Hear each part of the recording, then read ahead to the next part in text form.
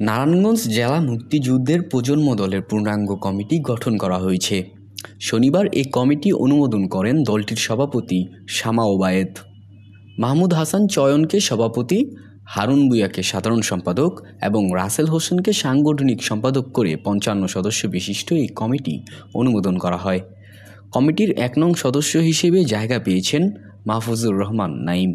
সভাপতি নির্বাচিত হওয়ায় এক প্রতিক্রিয়ায় মাহমুদ হাসান চয়ন বলেন, আমাকে বাংলাদেশ জাতীয়তাবাদী মুক্তিযুদ্ধের প্রজন্ম দলের নারায়ণগঞ্জ জেলা সভাপতি নির্বাচিত করায় কেন্দ্রীয় কমিটির সভাপতি শামা ওবায়েদ, যুগ্ম সাধারণ সম্পাদক GM সাদরিল সহ নারায়ণগঞ্জ জেলা মুক্তিযুদ্ধের প্রজন্ম দলের নবগঠিত সকল নেতৃবৃন্দর প্রতি ধন্যবাদ ও কৃতজ্ঞতা প্রকাশ করছি। দৈনিক উজ্জীবিত বাংলাদেশ, নারায়ণগঞ্জ।